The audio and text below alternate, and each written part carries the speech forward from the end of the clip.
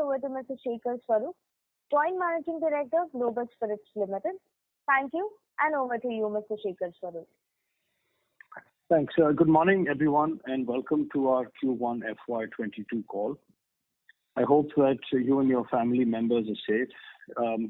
While the last financial year was perhaps the most challenging for all of us in the country, the start of this year too has seen the country grappling with the second wave of COVID-19. While healthcare systems and other industries continued to face the brunt of the second wave, economic activity in our sectors did not seem as disrupted as it was in the first wave. The months of April and May saw a blip in our sales, and we are happy to report that by the end of the quarter, we were firing on all cylinders again, and sales figures began posting strong growth numbers. With our diversified business model, our overall capacity utilization remained at 98%, even in this challenging quarter. As we have been pointing out, the value segment has seen itself morph on the back of changing demand due to increase in income in the rural and semi-urban markets. As a strong player in this segment and a market leader in some states, we have been able to post strong growth numbers across our markets. Our efforts in creating better offerings for the consumer in this segment, along with strengthening capability at our back end and front lines, is playing out to our advantage, and we remain hopeful of translating this into market share gains, further market share gains in the coming years. I would now like to take you through our segment-wise performance, starting with our consumer business. The company, as I mentioned, is in a unique position with our product portfolio in two significant segments. That is the higher-end premium segment and the value segment. With this, we are able to achieve high profitability consumer business at a scale. The segment has done well, and the share of the consumer business increased to 42% of our total revenues in Q1FY22. The hourglass-shaped market that I have been alluding to in our previous calls, consumption growth at the premium end and at the value end, continue to drive our strategy for operating in key markets. On the manufacturing segment, we are focusing our attention on expanding or setting up capacity in deficit states. A deficit state is one that depends on bringing its alcohol from other surplus states in India for the use of liquor as well as ethanol. This strategy allows us to maximize capacity utilization at higher prices than other distilleries located in surplus states from the very first day that factory operations start, and also allows us to seed our brands in that state, thereby helping us expand our value consumer footprint in the country. Structural changes in the industry continue to provide tailwinds. The target of 20% blending has been expedited by 5 years to 2025. On the back of this thrust, surplus capacities of alcohol have dried up, giving us greater control on our margins across the states that we operate in. It also validates our expansion plans in areas that continue to remain deficit for beverage and ethanol for petrol blending. As mentioned in our previous call, our capacity expansion in West Bengal facility by 140 KL per day will increase our total capacity in that state to 250 KL per day. This will be the largest grain distillery in India once expansion is complete. The expansion is on schedule, and we expect to start production in the month of September of this year. This will be the single, as I mentioned, largest distillery after completion. In addition, the new facility in Jharkhand will have a capacity of 140 KL per day. Construction work is in progress. As mentioned in the previous call, we expect to start production in FY23 and will add to our distillery and consumer business.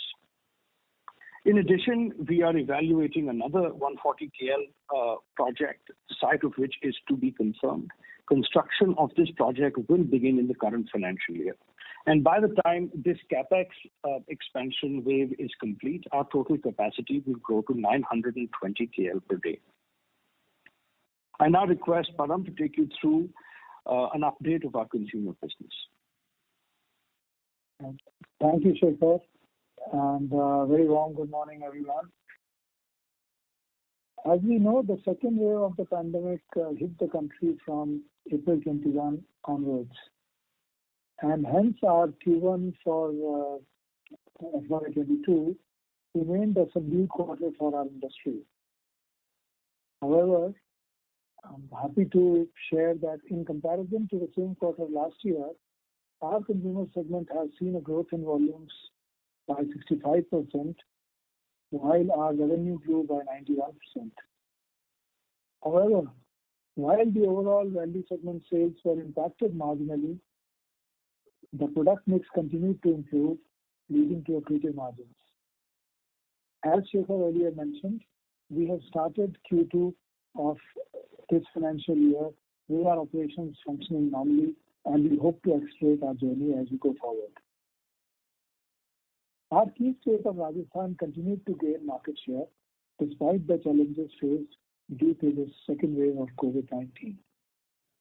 Haryana as well as West Bengal state sales continued at a similar trends of the previous quarter.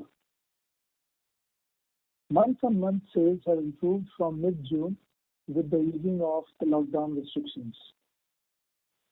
We are happy to update that we have been gearing ourselves to service this dynamic demand of consumers that keep moving between price points. We have successfully started energizing our current portfolio across the chain by not only improving its overall delivery to the consumer, but also expanding as well as upgrading the range of our offerings to cater to the evolving taste and preferences. We are also taking into account the seasonal as well as the occasion-led changes in consumer behavior to capture these opportunities as well. Globus Spirits will continue to participate as a meaningful player in the premium alcohol segment, given the potential in the industry and the economic benefits that accrue to players in this segment. The merger of Unilever Limited, which is expected to be completed in this quarter, will help us in leapfrogging the rationalization of our operations, and we should begin performing well in this segment too. While overall our volumes in the premium business grew by about 2% in primary, the secondary performance came in at a degrowth of about 7%. I'm happy to share that Oakton Premium Whisky almost managed to hold on to its previous year's volumes. Our focus on building a strong portfolio continues, and our strategy of targeting geographies is beginning to bear fruit. Undoubtedly, this is a challenging period for the most established of players, and as they say, never waste a crisis. We are using this time to calibrate our efforts to focus on a few states that meet our 5-point criteria that we had laid out last time, namely profitability of the relevant segments, size and salience of the segments in which we operate, convenience and affordability to service the market as a small player, size of the investment required, as well as the time required to make a particular state business profitable. Our business plan also envisages participation in a couple of additional profitable segments in key markets in the coming year. I will now hand over to Dr. Roy to continue with the performance update. Thank you. Thank you, sir. Good morning, everyone. Let me now take you through the operational and financial performance of the company. We are happy to report that our higher margin consumer business has seen an increase in share of the total revenue. The contribution of the consumer business has increased from 35% in Q1 of FY21 to 42% in Q1 of FY22. In the consumer segment, we had seen a strong growth not only in the revenues but also the contribution of the consumer segment to the overall business in Q1 FY22. Revenues from consumer business in Q1 FY22 came in at rupees 1545 million as against rupees 807 million in Q1 FY21, robust growth of 91% year to year. The manufacturing business, on the other hand, while growing, has seen its contribution from 65% in Q1 of FY21 to 58% Q1 FY22. In the manufacturing segment, our revenue came in at rupees 1,541 million for the first quarter of FY22, as against rupees 1,107 million in Q1 FY21, with a growth of 45% year-on-year. In terms of volume, the consumer segment saw sales of 3.34 million cases, a growth of 65% year-to-year, despite marginal impact of the second wave of the pandemic. In quarter 1 FY22, in states of Haryana and West Bengal, there were lockdowns which impacted the sales of consumer products. At the end of June 21, all our facilities at markets have resumed normally levels of operation. We did not see any other major disruptions across Rajasthan, Haryana, Bihar and West Bengal.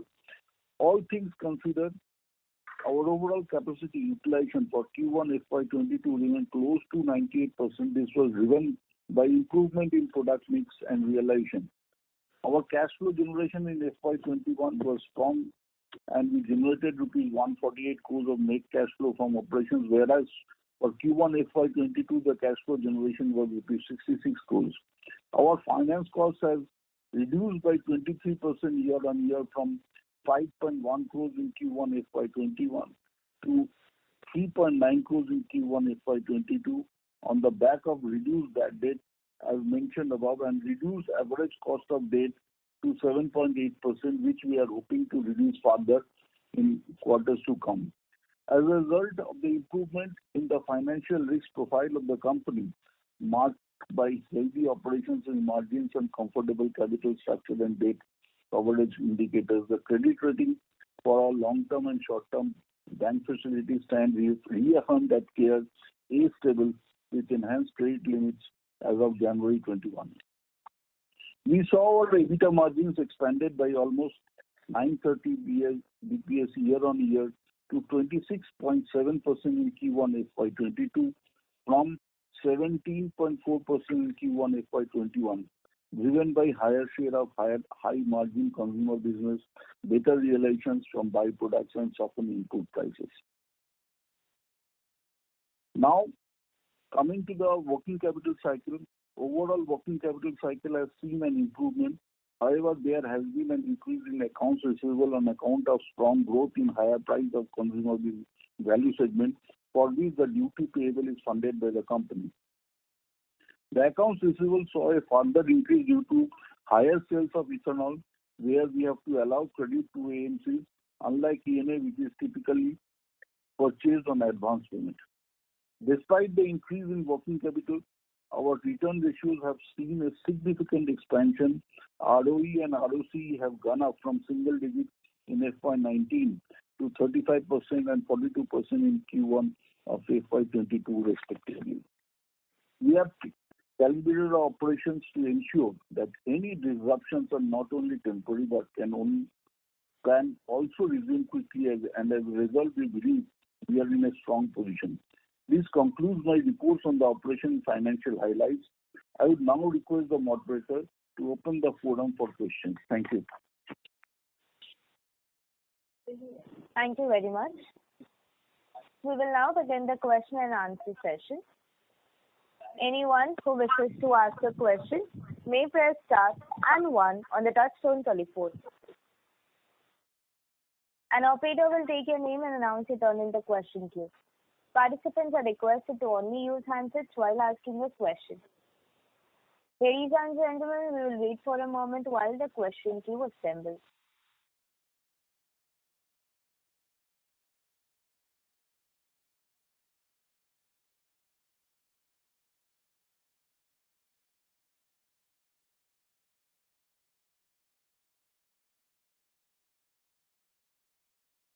The first question is from the line of Avnish Roy from Edelweiss.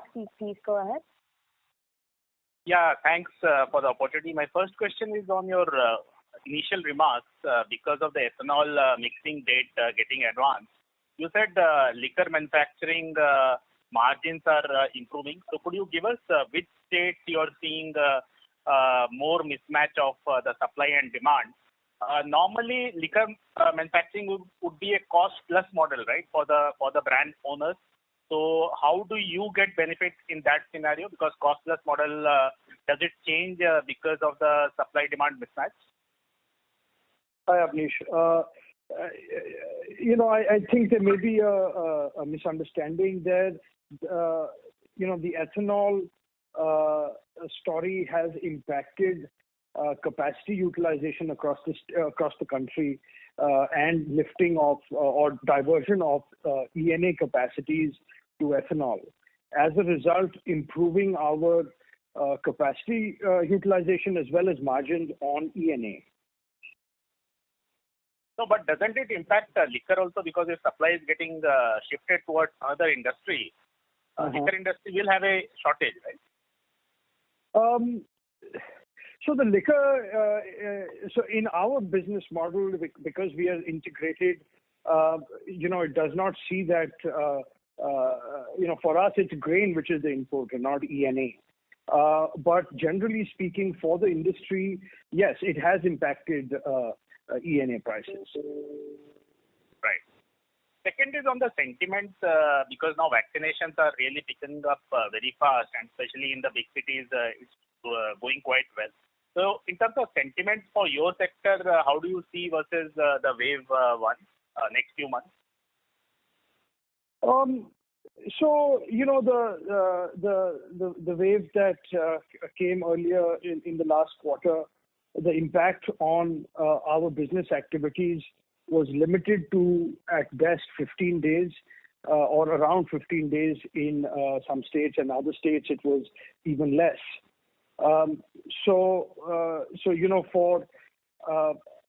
think either for the reason that alcohol is being seen as an essential product, even in times of pandemic, considering the revenue source it brings to states, I don't think alcohol sales are going to form part of any subsequent lockdowns.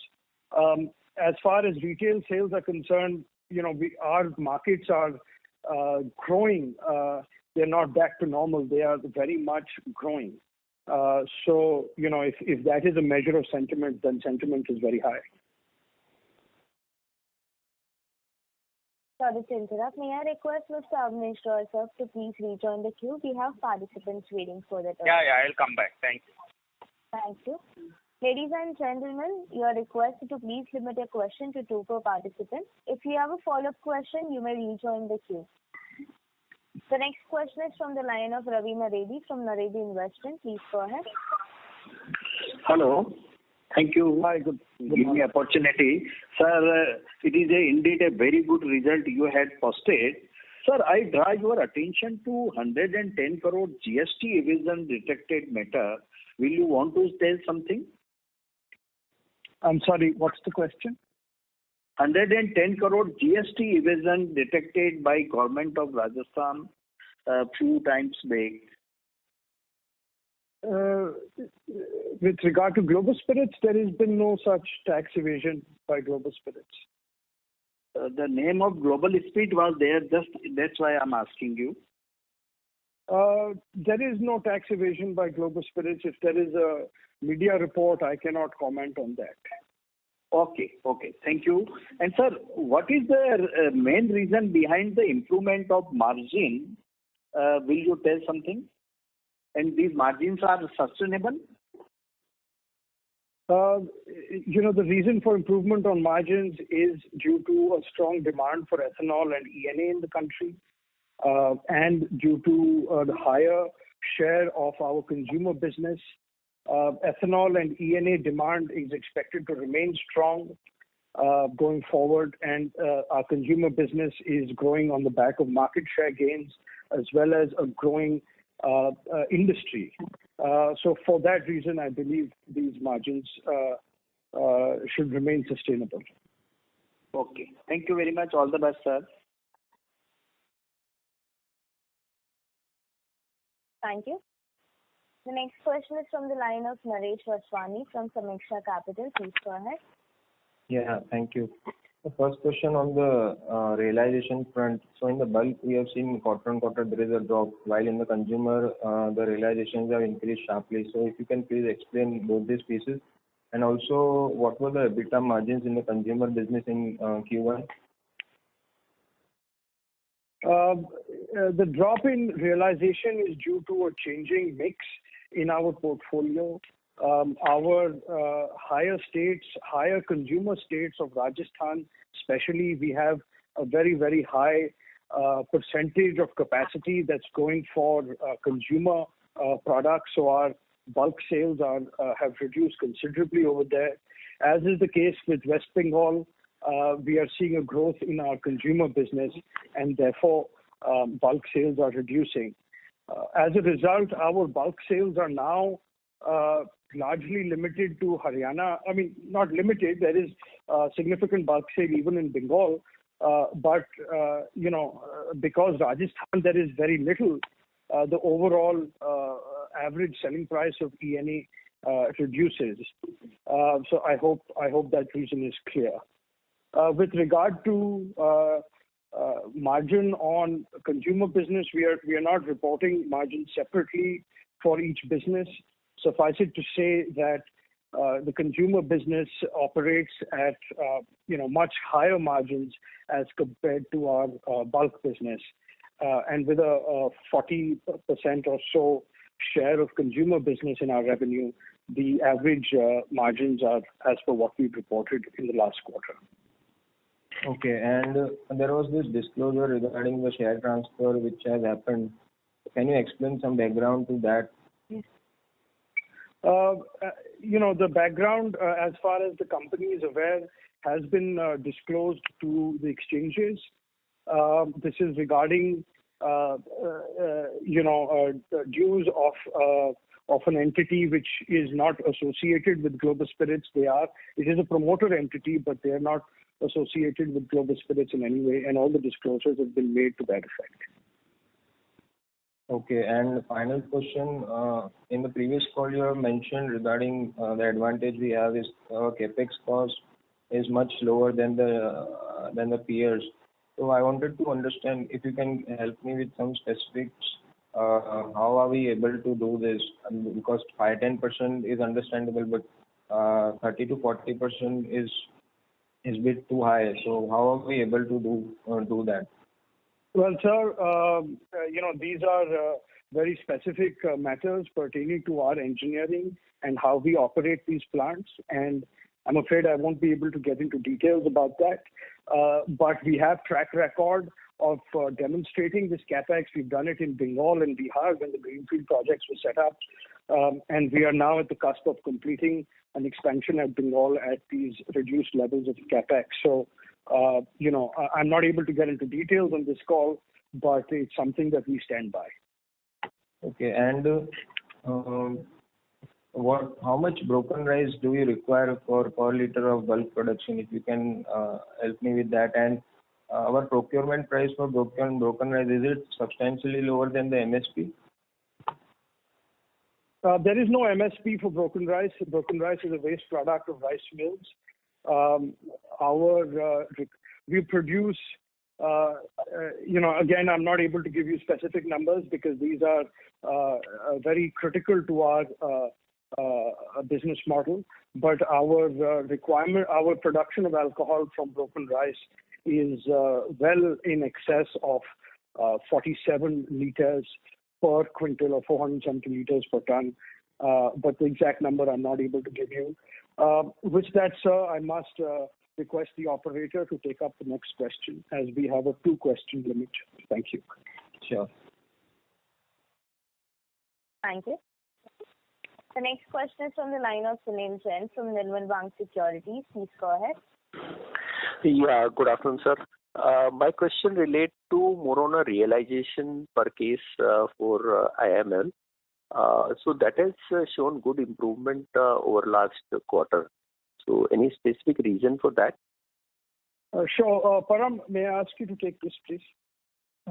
So Mr. Jaydeep, the consumers are offering straddles across more than one price point. And obviously the endeavor is to try and maximize our consumer business at the best possible price point And as we keep improving our offerings, we expect the consumer to continue migrating upwards to better price points, giving us better realization and giving the consumer better experience. And that journey at this point of time is yielding the ratios of volumes and revenue at higher price point is on the up. And that is a simple, straightforward explanation for how the overall improvement has come. Yeah, that is great. So, is this increasing prices are also contributing to improvement of margin, and is it sustainable?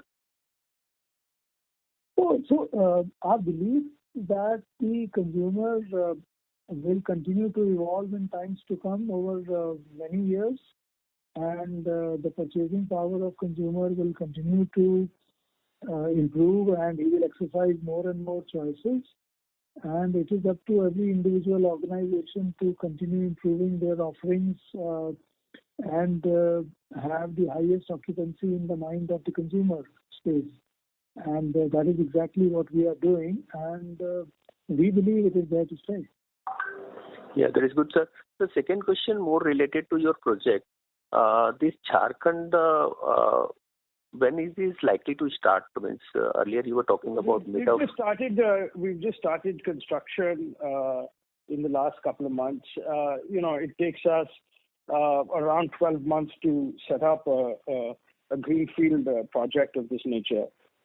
Bengal, through these entire waves, is going to end up taking about 13 months or so.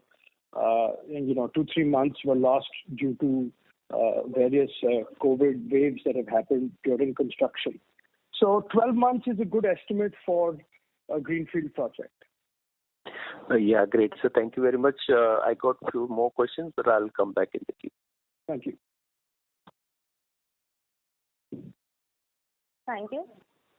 The next question is from the line of Kaustubh Pawaskar from Sharekhan BNP Paribas. Please go ahead. Yeah. Good morning, sir. Thanks for giving me the opportunity, and congrats for good set of numbers. So a couple of questions from my end. First, on the consumer business, we have seen that this quarter the volumes were around 3.3 million cases, despite the fact that you lost around 50. There was disruption for around 15 to 20 days during the quarter. And if we consider Q4, the volumes were around 3.7 million cases. So considering the normalization of the business environment, should we expect volume of around close to 4 million cases in the quarters ahead for consumer business? So a little bit from me on this. Typically, Q1 of every year is a little bit softer than Q4. Generally, of course, the last year was a bit of an aberration in terms of COVID waves, etc., because Q1 saw of course, very extended lockdowns. But typically, 60% of the industry volume is in Q3 plus Q4, and 40% is in Q1 plus Q2. But Param, if you could shed a little more light on this. Yeah. So obviously it is all subjective to markets continuing to behave normally. We definitely are expecting the current quarter to be on a strong footing.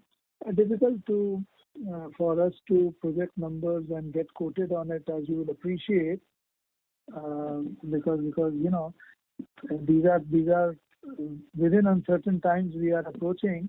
But as of now, as I said, we have started this quarter well. We are well into the middle of this quarter, and as of now, we have a very strong sense of belief that we are on a good track and a good wicket. So, we are expecting a robust quarter, suffice to say. Giving an exact number sharing, I think, would be challenging. No problem. Absolutely no problem, sir. So my second question is related to that only on the margin front. As you said that the things are improving and the realization are expected to remain stable. So current operating margins of 26.5%, if we consider from at Q4, it was around 24.7%. So should we expect some margins to be stable at current level, or there would be some volatility considering the mix? Yeah. So, the independent margins, whereas we don't disclose the margins of manufacturing and consumer separately, but what I mentioned even on the last call was that the independent margins of each segment of Q4, the manufacturing margins of Q4 is what we expect to be the normal level. The consumer margins is obviously based on the share of revenue from each of our segments. As Param mentioned earlier, as our higher value segments grow, their pace of growth will be greater than the pace of growth of the lower end of our consumer segment. So there will be some expansion too. In the near term, we expect margin expansion in the manufacturing business, but I believe that the Q4, somewhere between Q4 and Q1 levels, is the normal sort of number for the company going forward. Into the medium or long term. Thank you, sir. Thanks for the. I will come back. Thank you. Thank you.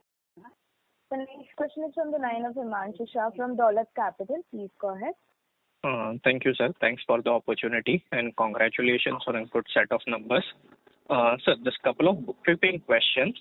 The other expenses has declined sequentially quarter on quarter by almost 10% or slightly higher than 10% from 83 crore to 73 crore, whereas our capacity utilization has been broadly similar. So anything specific over here? Yeah, this is an issue that we were discussing in our audit committee as well. It's to do with classification of a certain item, which is excise duty on inventory.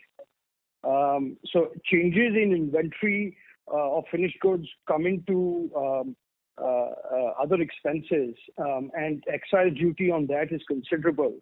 So that makes that number a little volatile. I think going forward we will be amending this entry to another line item so that it looks a little more sort of consistent. Okay, so has the excise duty gone up or gone down during the quarter, sir, on the inventory? No, it's the same. It's due to change in inventory and the excise duty on that inventory. Okay. So secondly, on the raw from a business standpoint, there is no sort of material impact because of this number. Going forward, other expenses, as a ratio of revenue should track around the current level, and this line item will most likely. We're in discussion with experts on this issue, but this line item would most likely get reclassified as some other line item in the P&L account. Sure, sir. So secondly, on the raw material front, can you provide some color on a YOY basis and on a quarter-on-quarter basis? What would be the change in raw material per unit price in terms of either percentage or on an absolute basis? So we operate in diverse parts of the country: Rajasthan, Haryana, Bengal. Each state has different agricultural profile and agro-based industry. So it's a little bit difficult to give you that number.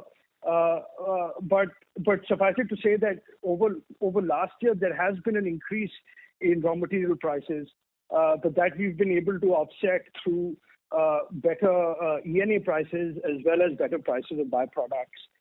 And as far as margins on this is concerned, we believe that between Q4 Q1, these are the sustainable margins on our manufacturing business. Okay, sir. And sir, lastly, in our consumer business, we used to give the state-wise breakup.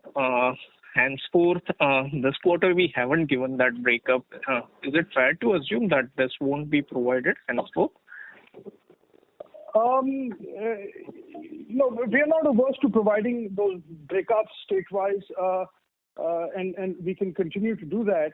But I think the way to look at the consumer business is more from the split between value segment and the premium segment.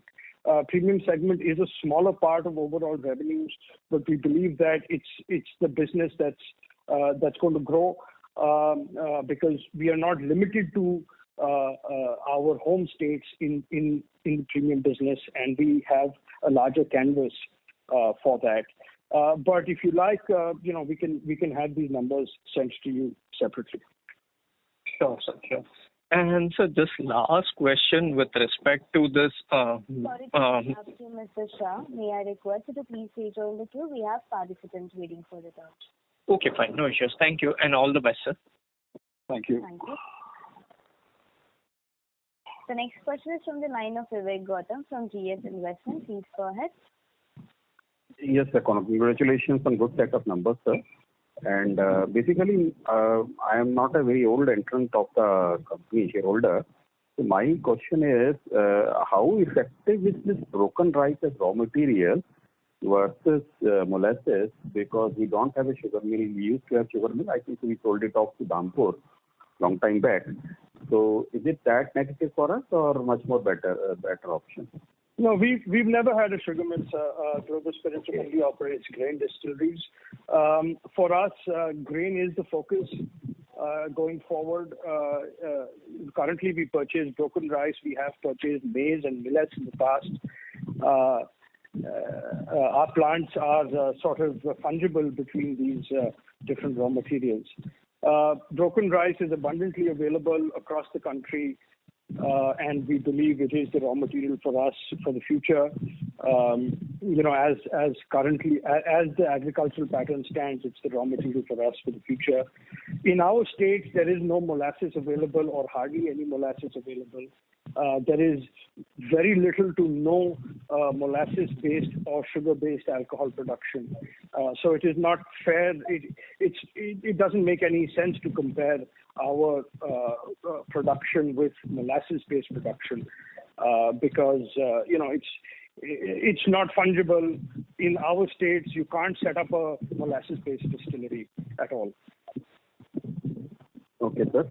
And basically, yours is one of the oldest business families of Muzaffarnagar, and particularly just wanted to understand, Mr. Rajesh Saru, what has been this differentiating factor, and starting out with one distillery has moved down to so many other distilleries in different states in Haryana, Rajasthan, Bengal, now Jharkhand. That's very commendable. And how do you tackle this perception problem of the sector in terms of that alcohol and petroleum are the cash cow for the state governments, and they keep raising demand on taxes and other things, sir? And what have been your basically vision of Mr. Ajay Saru's family, and what's the CAGR and growth rate expected in the future, sir? Thank you. Yeah, those are very big questions, and why don't we have a sit down and discuss Mr. Ajay Saru's philosophy? But with regard to taxation, the state government is you're absolutely right, is the greatest stakeholder in terms of revenue share on alcohol sales. For the consumer business, we believe that it is in fact a strength. We look at it as a strength. The government is equally incentivized as we are to increase revenues, and we've seen that happening over the years. Increased volume, I mean. And the other factor is that because of the sheer amount of duty and taxes on alcohol, there is very strict surveillance on illicit alcohol, which allows for the industry to be truly recorded and organized, and therefore allowing players like us to operate and build businesses and create sort of capital from it. Okay, sir. Thank you.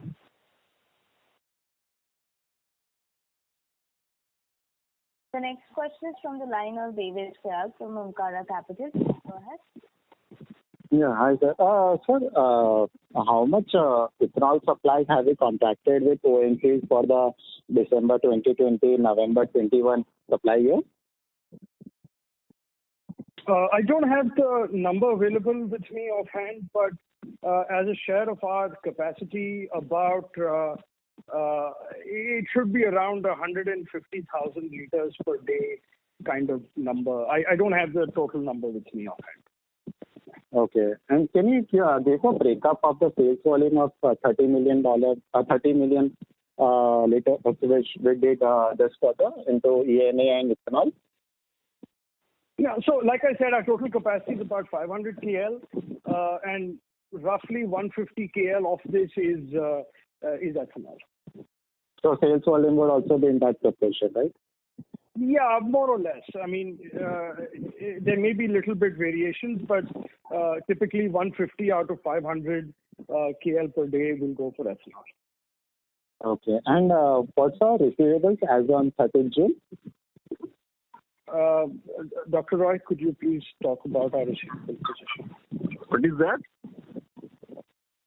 Receivables position as on 30th June. I'm not able to follow the question. Trade receivables. What is our trade receivables as on 30th? Trade receivables, just a second. I'm just checking. Yeah, so we'll come back to that. As soon as Dr. Roy has that, we'll announce it. Let's move ahead to the next question, please. Okay, that's it from us. Thank you. The next question is from the line of Kshitij Shroff from Stat Investments. Please go ahead.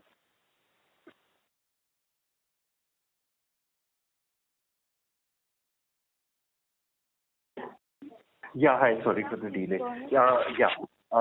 Congratulations on the fantastic results. I have two questions on Unibest. So one is in terms of how the product pipeline is shaping up. We have three. Just a minute. The person was asking about trade receivables earlier. It is 111 lakhs. 111 lakhs? Yes, it's 111. 11116 lakhs is 111 crores. Yeah.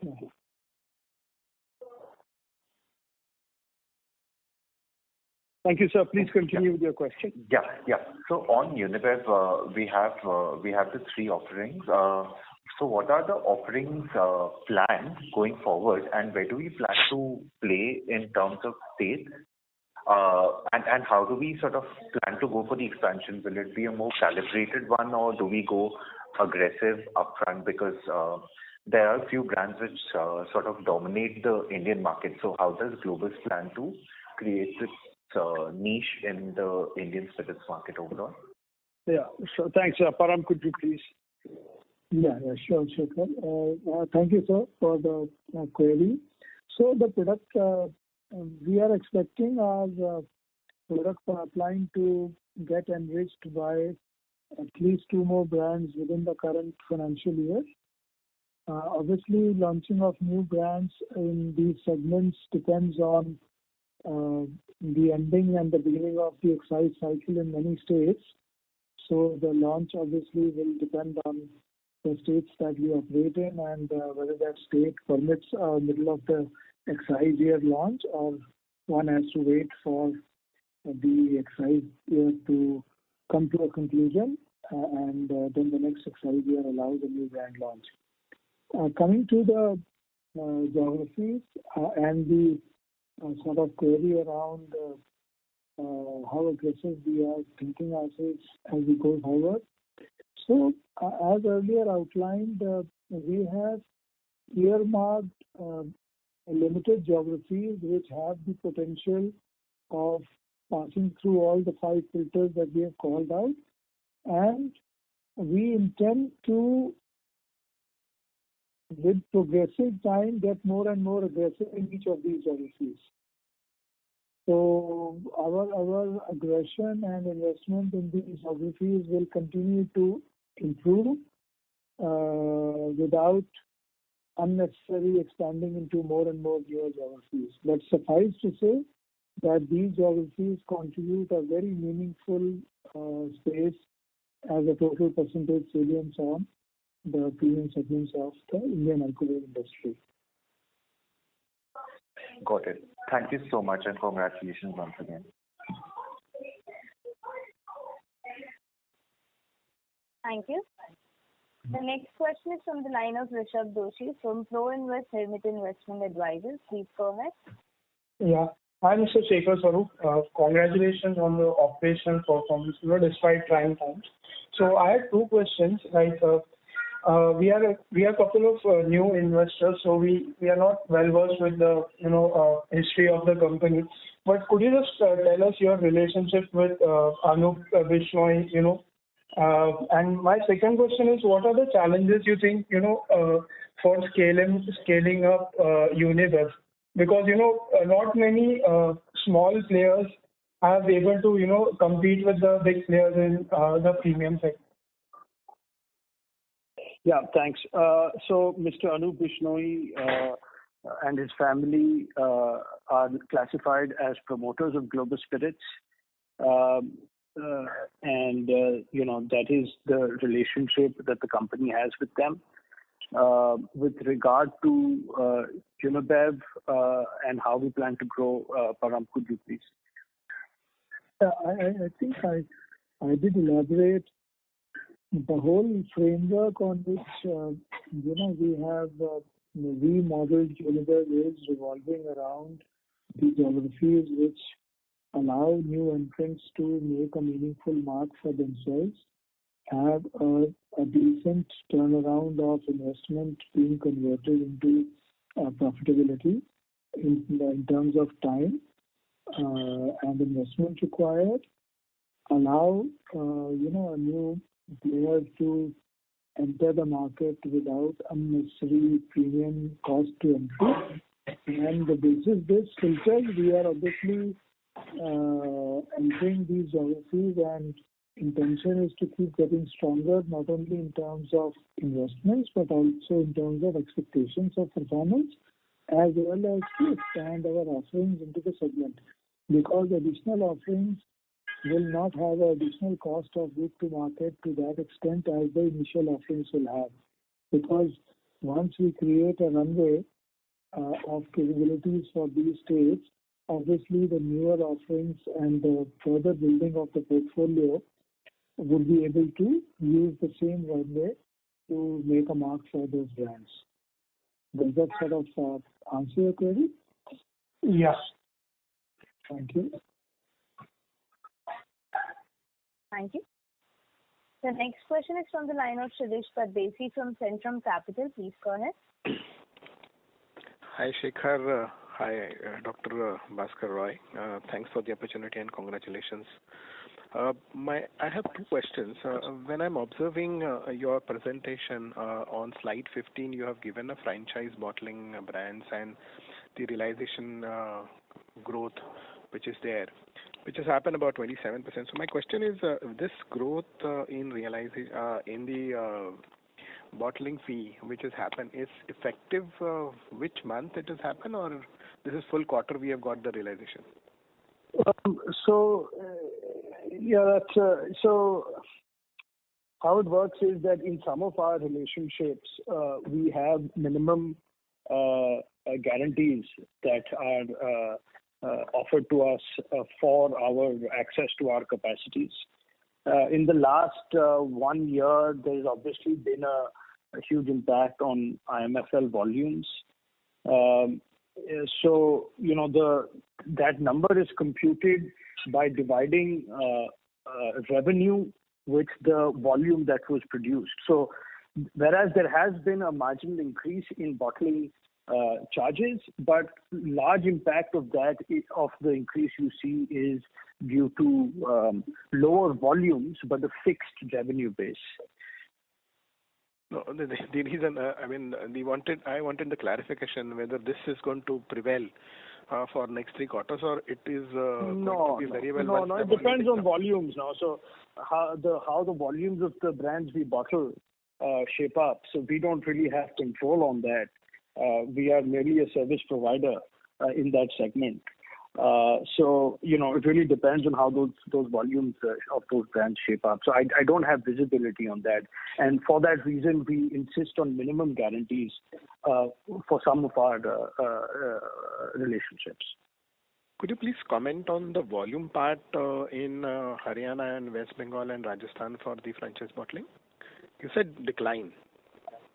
Yes. So the volume bottled has declined. Volume bottled, volume produced has declined.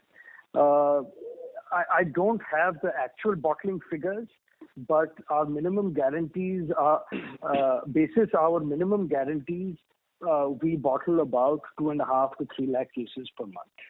We are to bottle 2.5 to 3 lakh cases per month. Including both? Including both, yes. Okay. So that means Haryana, West Bengal and Rajasthan put together is the number what you say, 3 lakh cases per month. Yeah. The other thing is that since you're so interested in this franchise bottling, the other thing that's happened in this year is that in Rajasthan, we have ended our bottling relationships with ABD because our own consumer products have grown, so we needed more capacity. It's possible that ABD's bottling charges were also lower as compared to our other units, and hence there is a further increase on per case revenues. I got that. I was basically looking to arrive at the realization. So anyway, I'll take it offline. My second and last question is on the capacity. I guess you are adding another 400 odd KLPD in next 1.5 years.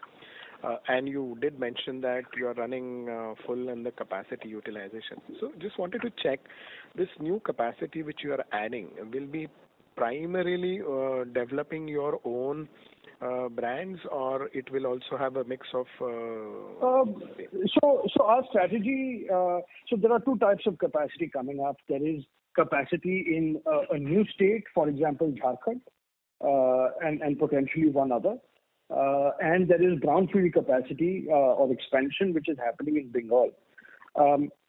The capacity expansions, in fact, in either case, whenever capacity expansion comes up, it's going to get fully utilized for bulk sales or by our manufacturing segment, by our distillery segment of sales. And gradually in a new state, we will seed our brands for future growth. So in Jharkhand, we will potentially launch our brands 3-6 months before the distillery starts operations, because a bottling plant takes much less time to set up. And seed the market there. Hopefully in a few years, we'd be able to get to high capacity utilization from internal consumption. So, to start with, all of it is going to be ENA or ethanol. Okay. Thank you, and all the best to you and the team. Thank you. Thank you. The next question is from the line of Saurabh Dinoria from Smith Capital. Please go ahead. Yeah. Good morning and thank you for the opportunity. Mr. Swarup, I have a little longer term question on the distillery capacity. We are obviously expanding our distillery capacity from 500 KLPD to roughly 920 KLPD. But as a management team, first, what is your thought process with respect to consolidation and utilize the existing capacity, or you plan to embark on the next leg of distillery expansion to benefit from this ethanol policy? Basically, what is the aspiration or the 5-year view for increasing the distillery capacity for the company? Okay, so we are setting up capacities in deficit states. So what that means is, from a business point of view, from the time the capacity is commissioned, we will be in a position to operate it at well over 90% capacity utilization.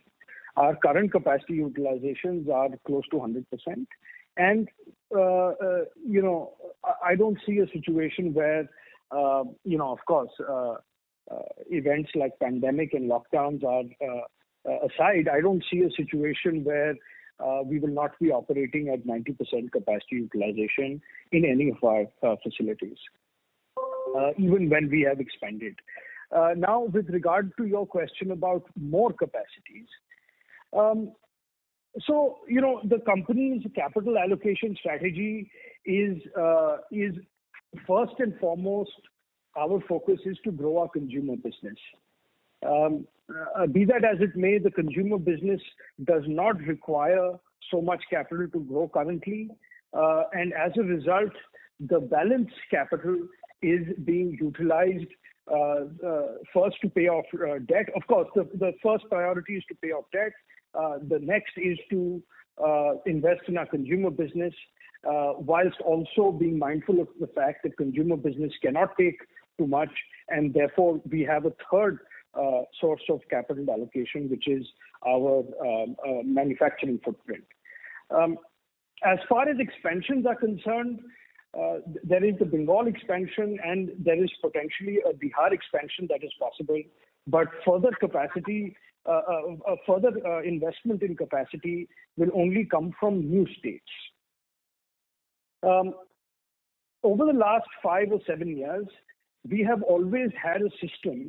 We have a system of couple of states, so between 2 and 3 states, always being prepared to receive investment. So as you can appreciate, in India, land acquisition, conversion of land use, environment clearances and other licenses, this is a process that takes time. So what we try to do is have 2 or 3 states which are in different stages of that process, so that when capital is ready to be deployed, we have options of 2 or 3 states that we can deploy that money in. As of today, we have announced expansion in Jharkhand, which is a new state, Bengal, which is nearly complete, which is an expansion, and a third state last time I had announced was an expansion, Bihar, which is currently under review because one of those projects, which are a new state, is moving quickly, and it's possible that instead of Bihar, we prioritize on that state because it will give us a consumer footprint as well. That is not a delay to our construction plans, because in any case we had planned to start construction later in this financial year. So maybe by the next quarter we will have a decision on that. But as of now, these are the 3 expansions that are underway, taking our capacity to 920 KL per day. Thereafter, once this is complete, as I mentioned, there are other states that are different stages of this process of acquisition and licenses. But currently the board has not approved any further capex plan, and in the quarters to come, we will be putting up more projects to the board, and depending on capital available and requirement from consumer business, we will then decide how much to allocate for new capacities and how much to consumer. So I hope that makes sense. Yeah, perfect. Thank you for such an elaborate answer. And sir, my second and the last question would be with respect to the market share in your key states of Rajasthan, Delhi and Haryana. If you can give some color over the last 6-8 months, how has the market share gain happened for us on the consumer business? Sure. So, quarterly there is a fair amount of, push and pull that takes place, but I'll ask Param to give you more light on this. So as we've been calling out, we are continuing to inch our market shares across the areas, either aggressively or in a very modified manner. Rajasthan, obviously, our collective market share in the segments that we are operating at this point of time over in the range of 30-odd%. Some mini segments in this are well over it, and some segments are just trying to catch. In Haryana, we just about entering the double-digit gain of market share. And in West Bengal, we are still very nascent, but we are very aggressively working at possibilities, and we are a very small player in West Bengal, but that gives us a huge playfield arena to try and capture the space. And obviously, as we keep going forward, we will keep unfolding our plans for the consumer business, and these plans will continue to get more and more exciting as we walk into the future. Thanks, sir. All the best for the upcoming quarter. Thank you, sir. Thank you. The next question is from the line of Mahir Landula. Please go ahead.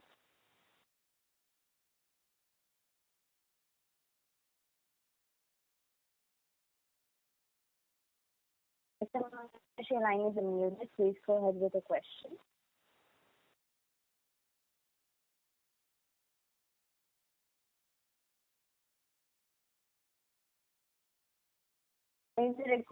Operator, maybe if we can have the last two questions, please.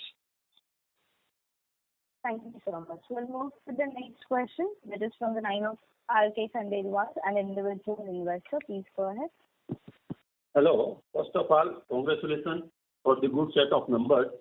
I have two questions. First question in respect of the merger of subsidiaries. You have provided 31.08 crore loss in the last quarter.